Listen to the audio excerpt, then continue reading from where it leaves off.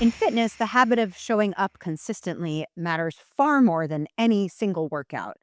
Plus, the benefits of working out extend far beyond the physical. My family benefits too. I'm less stressed, less anxious, and for that, they're thankful. And I'm more present and I have energy to show up for them. In business, your financial fitness is no different. Now, I'm not a financial expert by any means, but I know that without the habit of regularly checking what's coming in, what's going out, what I'm actually keeping, what I'm actually spending, I can't plan ahead. I'm just kind of hoping it all works out for the best instead of actively and intentionally building towards something. And that is stressful and uncertain. And that spills over into my home too. And it affects my family's security and our overall happiness. My guest today is Ally Ecklund, founder and financial advisor of Zestiny Wealth, a holistic wealth management firm focused on financial planning, investment management, and proactive tax planning for individuals with a zest for life. But before we get to chatting, every episode kicks off with our listener question in a segment called Hey Coach. So, what would you ask if you had a business coach in your back pocket? Submit your question to Leslie at thefitnessofbusiness.com. Hey coach, my business is relatively new, going into my third year, and I'm finally starting to turn a profit.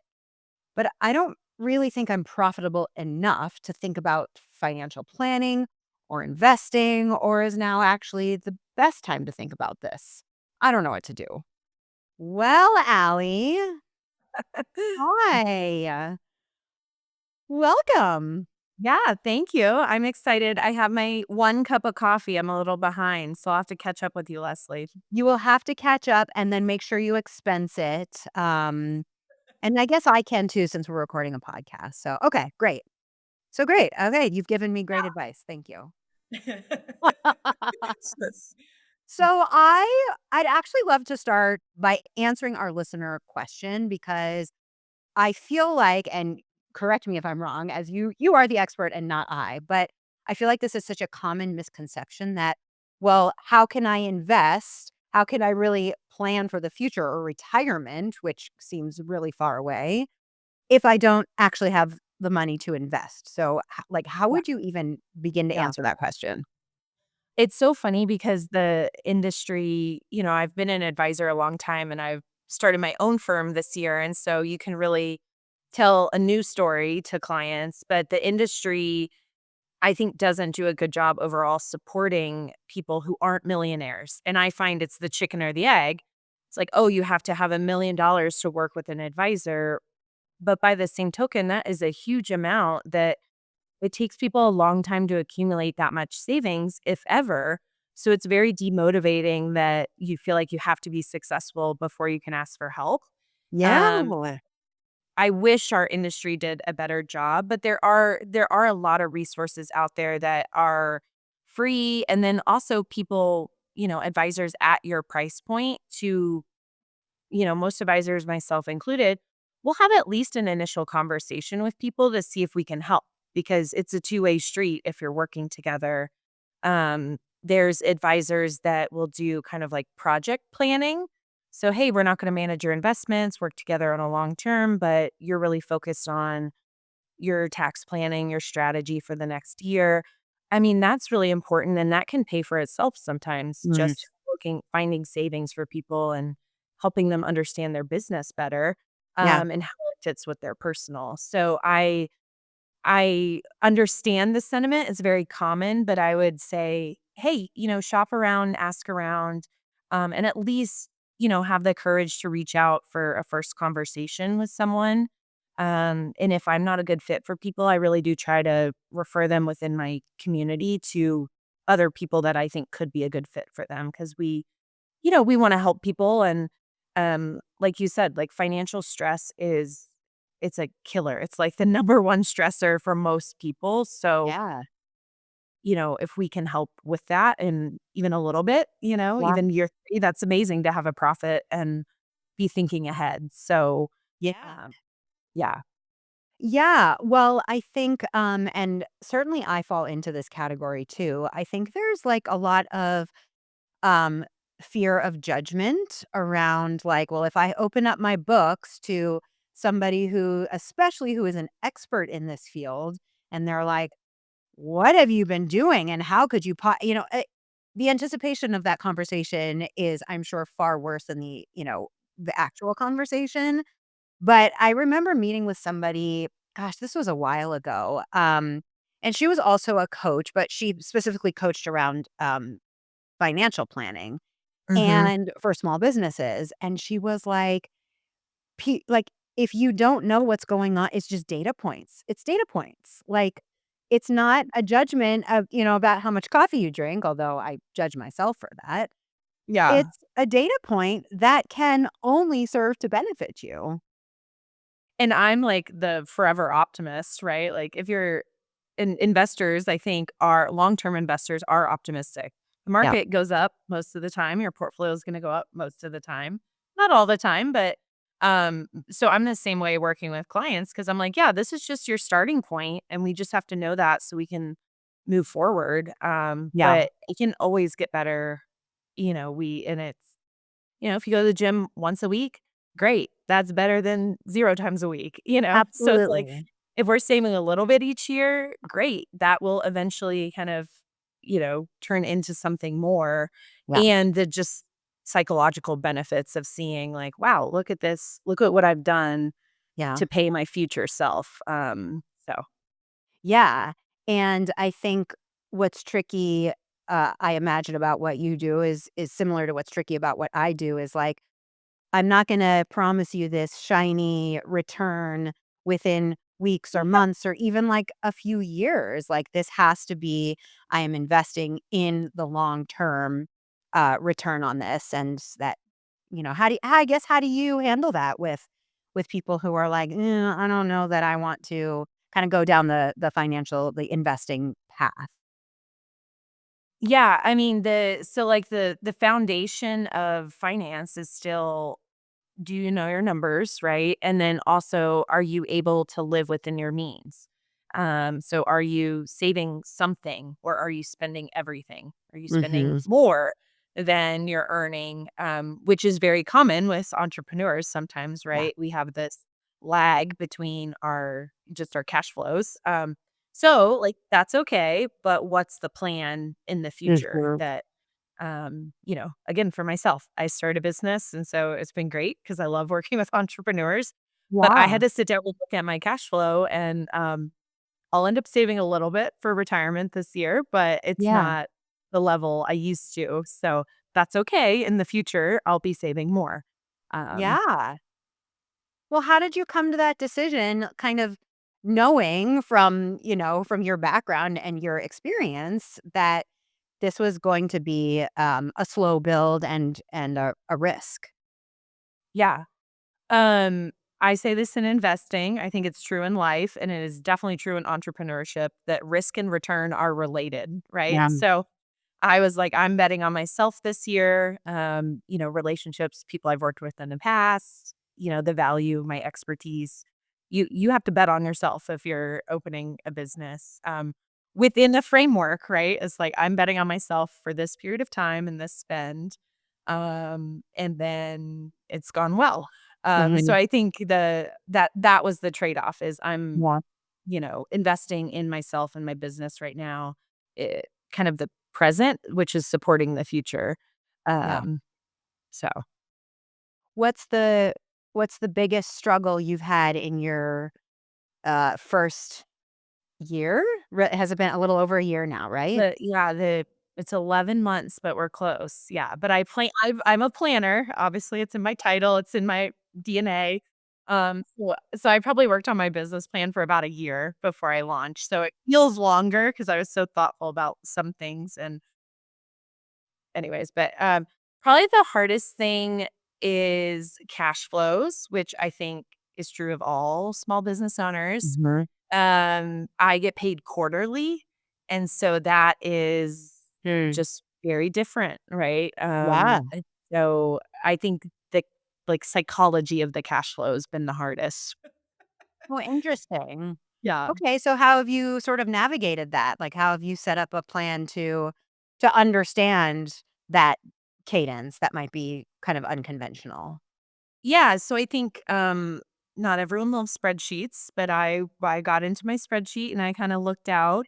And then I think too, I really done a good job of doing like a quarterly strategy Mhm. session. Um, like my CEO time. Usually it's somewhere fun and beautiful, not expensive this year, but just to kind of unplug and think ahead. Yeah. Uh, and then there's always things I'm excited about to add for clients and to do, but some things are in the queue. Mhm. It's like we'll get to those later, or what's my highest and best use now.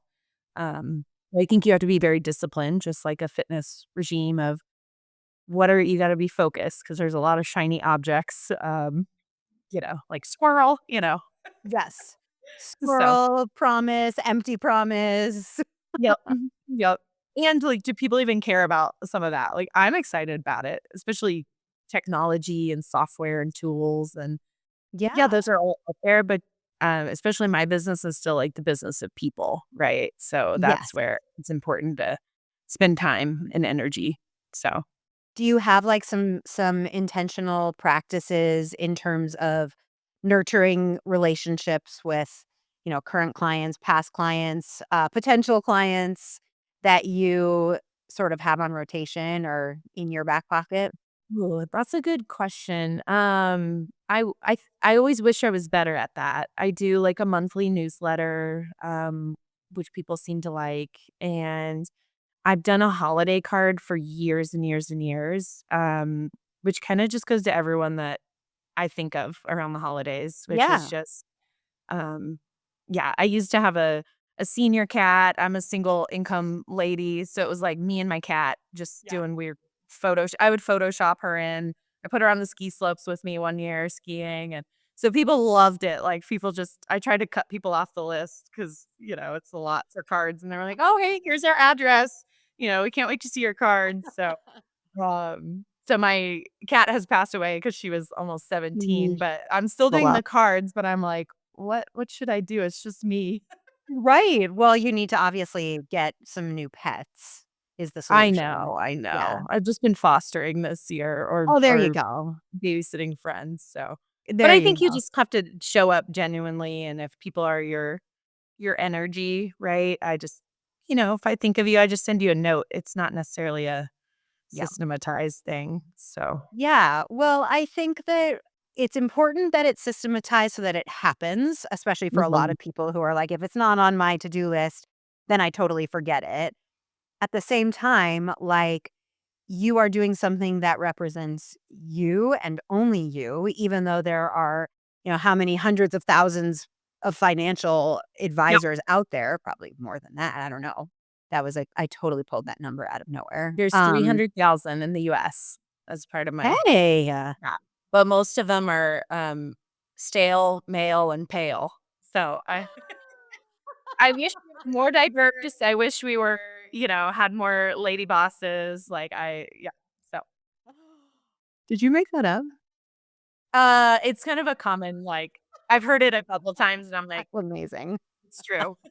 I mean, like, A little you don't need to saucy. ask any follow-up questions to that. That is very, Yeah. very You know descriptive. exactly who I'm talking about, so Yes, but that just, sort of going back to the very roundabout point that I was trying to make is that, like, people want to work with you, and yeah. the fact that you send these holiday cards with your cat photoshopped in, like, okay, silly maybe, but that's also it's you, and they're connecting with you and seeing your personality.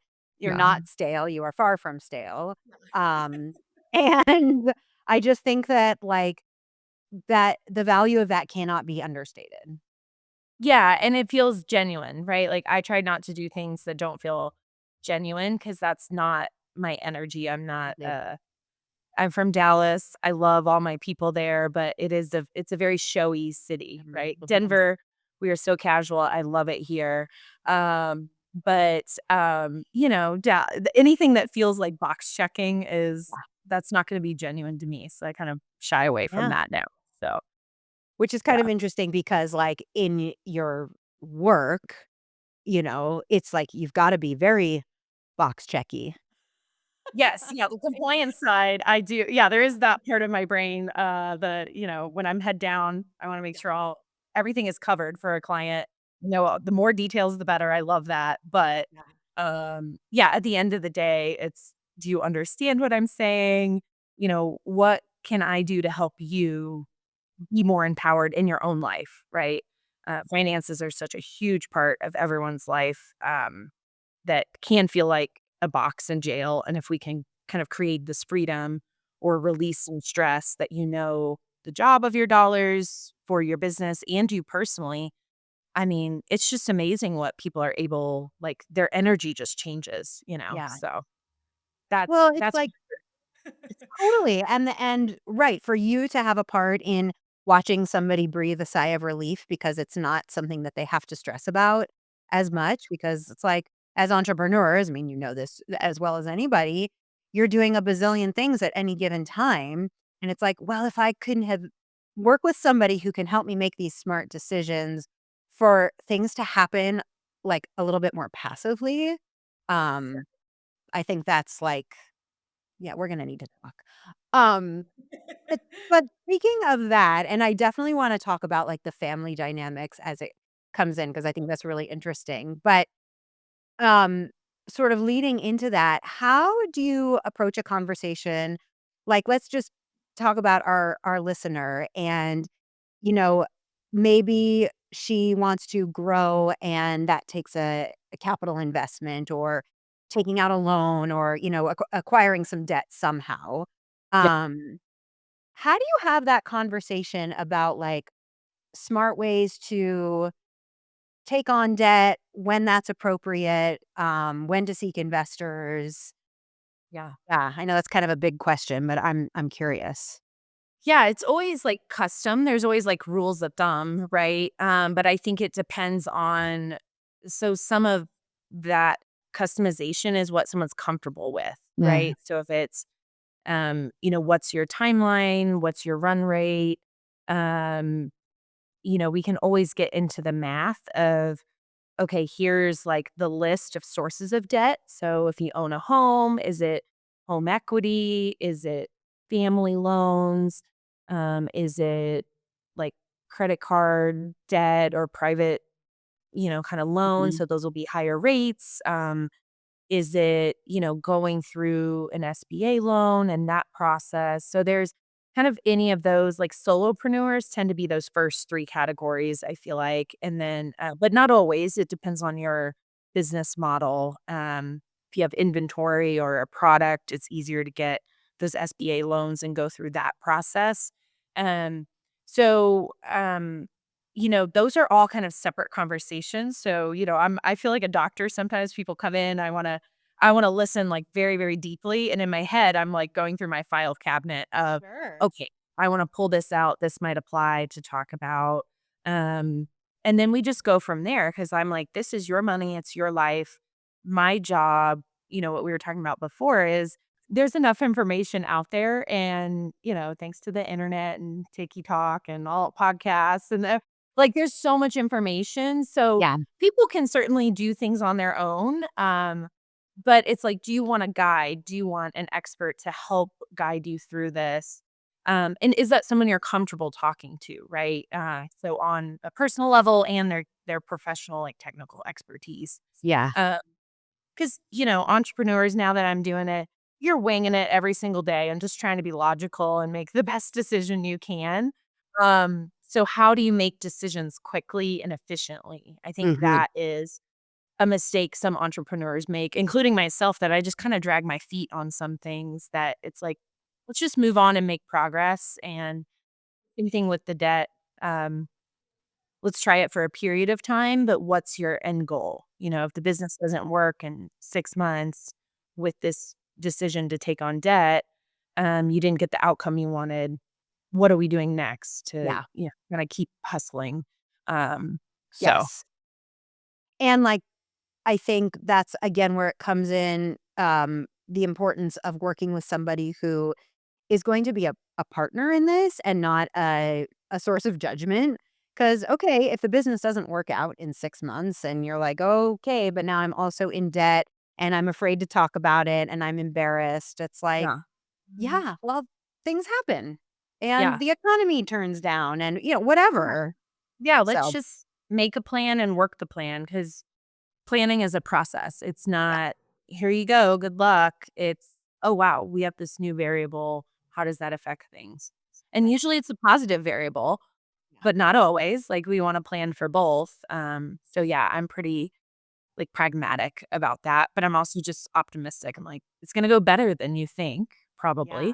Well, Well, but so you know what? Like, whether there's like, data or evidence to support that, whether your words and your optimism, it doesn't matter because, like, as entrepreneurs, we are constantly second guessing ourselves. yeah, And no, oh, does anyone actually want what I'm doing? And am I even interesting? And am I unique? And so I think that, like, there's a lot to be said for you being able to say to someone, "Guess what? I believe in you." Like, that's huge. yeah, yeah. Even for yeah, definitely the business side, but I think personally too, because people retirement is everyone's biggest goal. So Mhm. we always talk about retirement, but, like, that's a long way off for most people, and it's a Yeah. huge goal. So that's can be demotivating too, that people are just like, "Oh, I'll worry about it later," or, "I'm not Right. gonna be good at that." And I'm like, "No, no, no, let's do a little bit now, a little bit Yeah. for your current self." So Yeah. I try to do a good job balancing that for people, but it's, it's hard. Life is hard. So Yeah. Life is Mhm. hard. That's right. Quick pause. I was that kid in school whose notes everyone wanted to borrow before the test. Color coded, organized, the whole deal. I'm still doing it, but now for entrepreneurship instead of AP Bio. My Substack is basically me sharing my notes with you. The podcast gives you the big ideas. My Substack shows you how to implement them. Step by step guides, templates, and real stories from the trenches. Subscribe for free at leslieboyce.substack.com. That's LESLIEBOYCE. And let's take this from theory into practice. Because knowing you should hit the gym and actually getting there to do the reps are two very different things. Do you feel like people can even begin to have this conversation before they're cash flow positive, before they're profitable? Like, if they are still in the early building stages, what are your thoughts on that? I think so. Like, I have a client that is going to start a business next year. And so we're having conversations about that of really around cash flow, right? Like, cash flow is queen, is what I Yeah. say now. Um, Not not old, king. wait, pale, stale, and male. Yeah. I can say whatever I want within component reason now. Uh, so yeah, like we're talking about cash flows. We're talking about, again, like what's your run rate and what are you going to dig into personally to support your business. But yeah, I think people, especially couples or families, there's so much additional stress that you're starting this business, it's going well, but not it's taking a while, right? Yeah. How does that impact other people and other things you care about? Um, that's really helpful that I have worked with families before where entrepreneurs super comfortable with risk always. The spouse is like, "What's going on?" So if you can help the 2 of them get on the same page, there's a huge benefit to that too in terms of quality of your relationship, being values aligned, having Yep. conversations that aren't just about money all the Yeah. time. Yeah. Right. Right. Yes. As sexy as that is in any relationship. Yeah. Yeah, you Uh, wanna have your money dates, but, like, we don't need a money date every day, like, right. that's not ideal, so Right. So what are sort of like the I don't know, I'm sure it's very personal to each couple or family. Mhm. But what are maybe some of the commonalities or the ways that you sort of get the entrepreneur and the non-entrepreneur to understand where each other is coming from? Yeah, I mean, sometimes they do understand, they're just at odds, so a lot of Mm, it is helping to find maybe some compromise, and a lot of times, the business is going really well, and it's just maybe, are we saving enough? There you might have, like, lifestyle creep. mhm. And then so again, that's kind of that current versus future self. Yep. And there's other goals. So if you have kids, usually college planning is a big goal. It's just helping allocate to the different buckets, I think, for a lot of couples. Yeah. Um, and that might be compromise that, one spouse wants to fully fund college. The other one says, we'll worry about that later. I want to reinvest in the business. So it's like, Mm. let's do both. But what's that Uh, number in between? Um, and I think too, I just give like every dollar a job, if that makes mm. sense. And so the job is fun money and to live your life now. And some of it is future money. So I think that helps people too if they know, what they can spend within in their current budget and current Yeah. cash flow.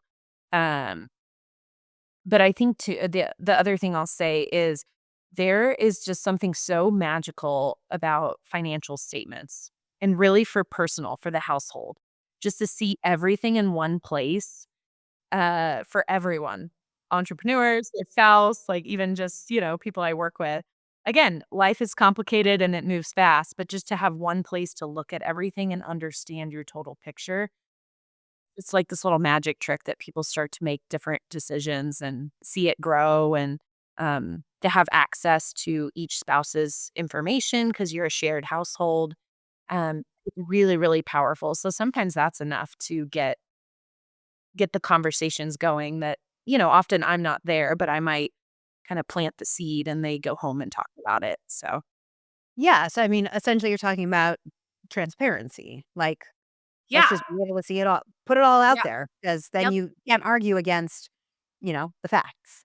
Yeah. And clear is kind, right? Like, Yeah. just like what's going on. Let's not hide, pockets of debt or different accounts. Again, Yeah. that's kind of a not as functional relationships, maybe, but, Yeah. you know, business owners move fast and there's a lot of details. They're like, oh, yeah, yeah, yeah.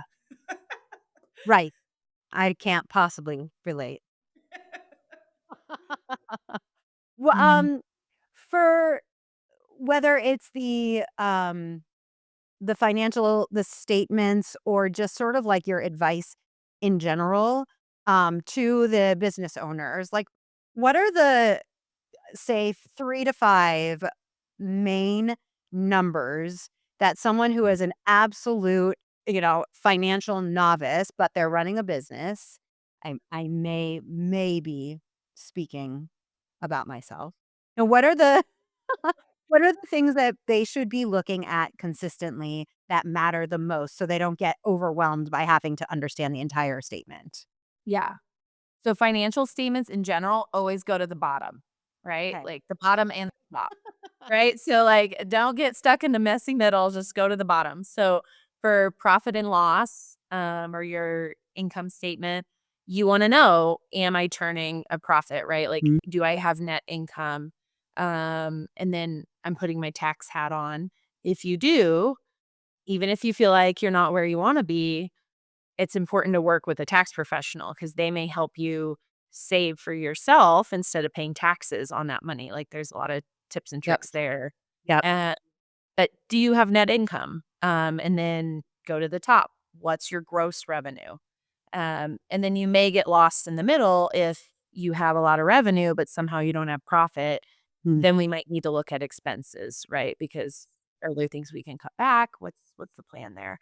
Um, Balance sheet, I would say this stay at the top actually, especially new because we don't care about equity. If it's all you're building something for the long term. We just care about the top, which is where your bank accounts are gonna be, right? Like, what's your cash? And then that flows to the third statement, which is probably the most important, but people don't spend time on it, is your cash flows. So Mm. you have your profit and loss, your balance sheet, which is kinda like your net worth, your snapshot, and then your cash flows, really, again, what's going to be important there is what's your run rate. So, are you spending, 20% more each month than what you're bringing in? Yeah. Okay, what's the solve to kind of get to break even? Or Mhm. um, you have excess cash flow. Great. Are we pulling some for you personally? Are we reinvesting it? Hopefully, it's a combination of both. Yeah. Um, but that's, yeah, Mm. quote, Yeah. unquote. Start at the bottom, start at the top or go to the bottom, go to the top. Do not get lost in the messy middle. Yeah. So I think that's great. I think, I took a finance class in my MBA program, and the thing is, I actually really love math. Like, one of my first classes was an accounting class, and I was like, I'm nailing this because it's like this plus this equals this. I love me some black and white. And then we got into finance. Now, there's a lot to be said about the professor we had who was really confusing and just absolutely overwhelmed everyone, and everyone struggled in that class, so that's my personal caveat, but, um, I think what I struggled with was taking that information because it was very much done on the scale of, like, this is a public corporation, and here's how we're gonna, calculate their valuation, and I was like, "Hi, this doesn't mean anything to me. Like, what do I need to know as a small business owner who is likely never going to, go public or yeah, anything like yeah, that?" Like, yeah. Like the goal of some people is not all this advanced, like even taking on right. debt and looking for investors and things like that. That's not Yes. the majority of small businesses. Yeah, Yeah. it's really just understanding your numbers, and there are a ton of resources out there that are free just to take, kind of an intro class, even Yeah. through a local community college or university. That's like not an insignificant investment, but you could probably learn a lot to apply. Yes. Um, and then the other thing too is like that's one thing if you know it's not your skill set. One of your questions, right, was I'm terrible at this. I'm trying to learn to delegate as I'm growing. But if you know you're not a math person, not a numbers person, same thing. Like go get a bookkeeper, get an accountant that you're really comfortable with and you feel like you can ask the dumb question. Mhm. Uh, so you can kind of learn that way. You're Yep. paying a professional, but hopefully you're learning as well. Yeah. Uh, and sometimes that's the best school to learn from. So, Absolutely. I think, because I've worked with bookkeepers, in the past and currently as well, but, like, I try to remember that, like, I might not understand everything, every detail that they are, telling me or explaining, but as long as I understand the story that it tells, then that that's enough for me, you know, personally. yeah, it's good to stay high level, especially right as an entrepreneur. You're wearing all these different hats. So you want to understand the process and the system at a high level, but there's probably not a need to go into your own books every week, every month, even sometimes that people think that. And I'm like, oh man, you don't have enough time in the day. Um, so Yeah. Um, how would you recommend if someone, like our listener or someone in a similar position and they say, "Okay, okay, I get it. I should probably talk to a financial advisor." Like, but where do I look for how do I find the right Ooh. person for me? Yeah. Um, so I am a big nerd, and so I'm a big fan of credentials. Mhm. So I am a certified financial planner, CFP. So I think that's a great baseline in the industry. You can actually go to the CFP board website and look at a directory and try to find someone you think might be a good fit for you. Mm. Um, I'm also part of NAFA, which is not as cool of an acronym, to be honest. It's Yeah, kind of a what? mouthful. Kind of a Uh, mouthful, yeah. yeah, so it's NAPFA, and so they are it's not a great one, I know. They're again, like fiduciaries, that's where sometimes you can find more of the project planners that you're just wanting to work with someone on a shorter term Mm, basis. mhm. Um, so there's a lot of resources like that. Certainly if there's someone you think is more financially successful than you in your realm, they probably have an advisor, so you can always talk to them and say, "What do you like about them? Why do you like them?" Yeah. Uh, so I think, entrepreneurs are so smart of like the decision process. It's but it takes courage to go forth, like same I've worked with personal trainers before and it's takes a while to find someone that's a good fit for you. So, It really does, and, I mean, it's like any coach or any, service provider, you have to jive, you have to feel comfortable, and, in the case of looking for a financial advisor, you have to be the person who's willing to step up and say, "I actually need some help," and I think that might be the hardest part. yeah. Yeah, and anyone that rushes you because again, our industry, it's changing. I'm on the side where I'm a fiduciary for clients, I'm fee only. There is the other side still where it's more commission based. So that's those professionals are probably more sales focused. So if you're feeling rushed or your gut is churning a little bit, that's probably not a good fit for you. Like there's no rush on these type of things. And I usually have 3 to 4 meetings with people before we come on board, which is, it's a long trust, it's a long relationship. So we don't need to rush things as we're getting to know each other. Um, Yeah. Ideally, how long would you work with someone? Like, and maybe oh, that's kind of hopefully, I mean, you can see my hair, especially with this lighting. I'm going gray, but I have 25 to 35 years of my career, okay. and So, like, ideally, someone signs up to work with you, and they're like, "I'm with you for the duration of my career." I hope so. Yeah, like Yeah. even um yeah, I worked with someone at my old firm, Hilda. She was 98. She was like one of my favorite clients. I'm like, I'm with you almost to the end, so it's like she had the smartest questions too. She'd call me about things and I'm like, "Oh, wow, you are with it." So, Oh, that's hopefully awesome. yeah, hopefully I'm seeing people through all their seasons together. That's the biggest Yeah. trust and most rewarding to me. Yeah. Absolutely.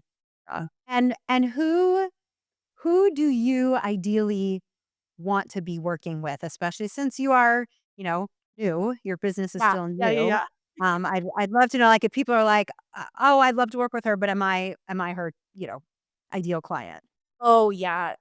So I don't have an asset minimum like we talked about at the beginning. You know, even some of my friends said, "Oh, well, I thought I had to have $1,000,000 to even like talk to you." And I'm like, "No, girl, like let's get going." Yeah. Um, so yeah, people that are same energy level, I would say, right? And it's like, do you have big goals? Do you want to live a big life? Usually entrepreneurs, that's the case. You have to have a deep well of passion to take a risk and do something. So money is a tool. So if you're like, how do I use this tool the most efficiently for myself? Yeah. Like, yeah, let's talk. And then Yeah. and then I have a tax background as well. So if you're like, I don't understand anything about taxes, I want to Mhm. help translate that because taxes can eat away a lot of profits, a lot of your resources. Again, no like tax shelters, nothing weird. But the like I'm very compliant. But the Yeah. tax law is so complicated. Like, how is anyone supposed to keep up or benefit from it and understand, especially for business owners? Like, we And already have constantly so much going on. changing. Yeah, it's constantly changing. We've Yeah. had one bill this year. Um, we've had like 7 bills in the last 5 years for Yeah. affecting personal finances. So, Right. Yeah. I loved one of your questions of, like, what's hard for you or, something that, I was just thinking about. I have no chill. I love that about myself, but it's not necessarily sustainable. So I think resting or turning down a client that isn't a good fit for you, those are things, like, I'm still working on that I think Mhm. everybody works on because it's really hard. So I connected with that one as, like, a self-reflection, like, I was like, "Oh, Leslie knows her coaching business." She's asking Well, the good. yeah. I mean, and so has there ever been a time where, I guess I can ask this one of 2 ways, where you have taken on a client that you knew in your gut was not a good fit, and how have you handled that? Or or the other side of that is, have you ever turned somebody down that you sort of kick yourself later and say, "Ah, I should have said yes." Ooh. Um I would say I'm probably more in the first camp, so I Yeah. would love to, hear from someone years from now and be like, "I'm so happy you're on this journey. I'm sad I didn't join you on this journey." Um, but I worked with an older couple. They had a lot of complicated, like, estate planning, tax planning, like, they just had a lot of complicated planning, which was really fun for me, but there really wasn't ever like buy-in of the process, or there was just some transfer of trust that didn't happen all the way, and either we rushed the process to start to work together, or maybe we just kind of had too many personality differences or Uh-huh. things like that. So that was just a really difficult relationship to work with, Yeah. and be rewarded of the good work. I mean, like, big numbers that I saved, I got them $1,000,000 more dollars, kind of tax related. I Wow. mean, they had 8 to 10,000,000 in Mm. assets, and again, a complicated Yeah. situation. Um, but it was kind of big numbers, so I was very proud Yeah. technically, but I didn't really get the warm fuzzies personally. Uh-huh. It's so hard because I'm like to lead with more servant leadership than, throwing Sure. around levers and things like that. So that was hard. Yeah, but, like, $1,000,000 is $1,000,000, and Yeah, that's that's a lot of not money. nothing. Right, it's a lot of Yeah. money. And so Yeah. I guess, like, what did you learn from that experience that you would do differently Mhm. in terms of, taking on Yeah. a client? Yeah. I think the process is important. So if you have a sales process or your process to work with people and someone's not following it, that's kind of an indicator up front, Mhm. like they might not be a good fit for you. Yeah, Um, so I think that's true. And I think I'm getting better too about more personality fit. I think I do that more than, here's this checklist of what's your income, what's your expenses, what do you yeah, save, what's your net worth. I'm more interested in people that want to work together, they want to make a change and make progress over time yeah, versus how many commas you have in your bank account. That's not, yeah, right. so Yeah, yeah. no, it's that's interesting because, like, I totally have a passion for coaching people who are either wanting to start up their own business or have just Mhm. started up, and they don't they don't have any money. Usually, I mean, they certainly don't have, the kind of money that I would like to be making from coaching people, and yet it's just like, oh, I just really I feel, I empathize, I relate, I understand them, um, but that's a tough Yeah. thing to balance.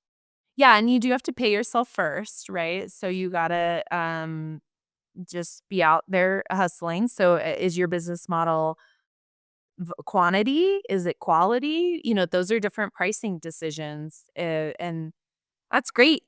Like, some entrepreneurs I talk with in my, Denver community, which Leslie, Yeah. they have the biggest hearts in the world, and I love them so much, and I just wanna shake them as a business. I was like, "You need to put your business hat on, Yeah, and you are gonna be the best steward of money, especially in yeah, today's world. So I yeah, want you to make a lot of it and then give back." yeah, And so I think it's really hard for, heart-focused people and hearts they're so passionate about what they do. yeah, Um, they assign more meaning to money than it actually has. yeah. Oh, that's really So interesting. Yeah, it's I like, like "Oh, I don't wanna make too much money. I'm so passionate about my business." I was like, "No, we're gonna make a lot of money because you work hard and you're good at it. wow. Then we can decide, maybe you can take on a pro bono client, or you can discount your services, or you can give to your favorite charity." Yeah. Um, that it's like one and then the other. Well, and because you're so passionate about your business, if you don't have money, you can't keep doing it. Exactly. So I'm like, let's like go hustle. So definitely the, negative 18 months to 36 months, right? If we Yeah. think about that formation to early development of your business, I'm like, you got to be getting after your financials and looking at it and getting Mhm. into them and understanding the changes. Yeah. That's probably more important, but Yeah. I think everyone should have a business plan. I'm again, a nerd and I'm in the details on stuff. That's not everyone's personality, but, you know. Well, I'm with you. I think maybe they don't have to be this is just my personal opinion. I don't think Yeah. they have to be nearly as complex as maybe they used to. I remember when I opened my gym, I got a loan through the SBA and I had to write a business plan. And I was like, a 5-year projection. I don't know.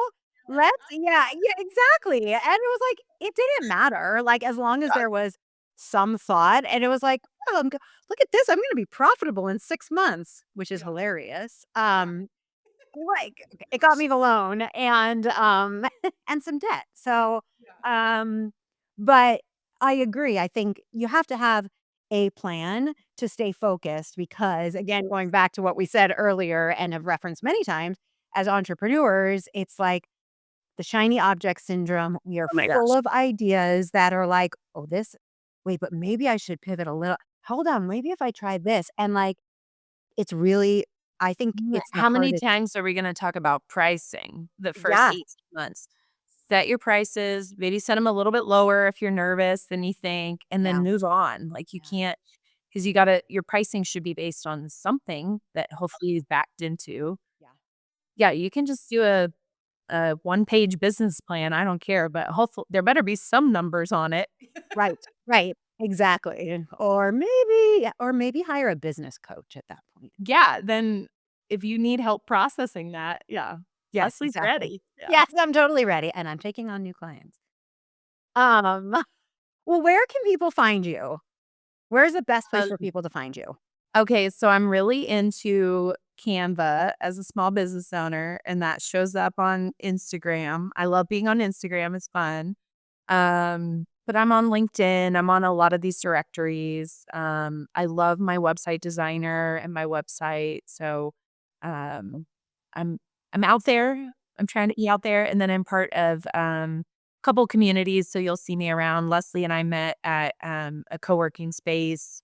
Um, so I'm like, Yeah. always come visit. I'm clearly an extrovert. So I'm like, come visit. We can mirror and work together, but also probably Uh, chat. no, I know, we won't get anything done, but I I know. do wanna come We'll have in. a good time though. Yep, and that's really what matters. Yeah. Um, and I will link all of your various, places to find you in the notes so people can find you. I happen to love your Instagram posts. I think they're, they're they're pretty, they're aesthetically pleasing, and Yeah. they're very, accessible, approachable. I don't Oh, know. good. Okay, No, good. I think Yeah. you're doing a really good job. Yeah. We have too much jargon in the industry, and this is really the only industry I've been in. Maybe some others it's similar, but we need to do a better job of just translating things. Like, you shouldn't have to learn a second language to use your money. So De-jargon. So thank you for yep. de-jargoning. Yes, Yes. yeah. Um, Um, well, every episode starts with our Hey Coach question, and every episode where I have a guest, I like to ask this question, which is we basically talk about how entrepreneurship is a workout.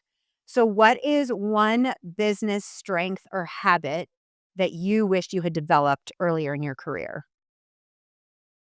Oh, that is such a good question. I really struggled the first 3 to 6 months with, like, analysis paralysis on a lot of little decisions, specifically, like, software and technology. Mm. So, it would have been awesome you get through it and it's going great, but I think just maybe ways to, like, put yourself out there and build your courage more, and you're like, "What's the worst that could happen?" Mm. You just switch vendors or, you try something one time and then improve and tweak on it. So, maybe more of that exploratory, Mm.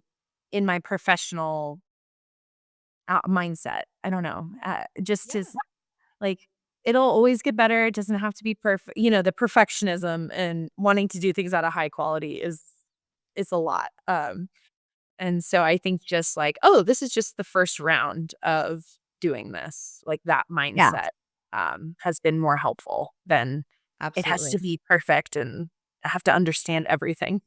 Yeah.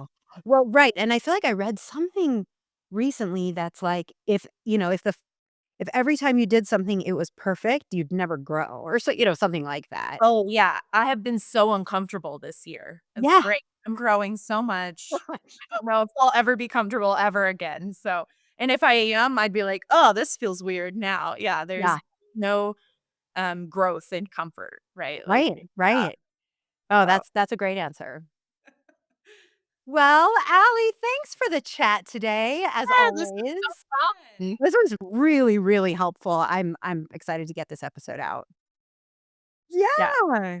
but yeah, and I feel like I need to apply some of my business mindset to my fitness mindset because I have neglected that a little bit this year. We'll definitely talk. We'll Yes. definitely talk. Yep.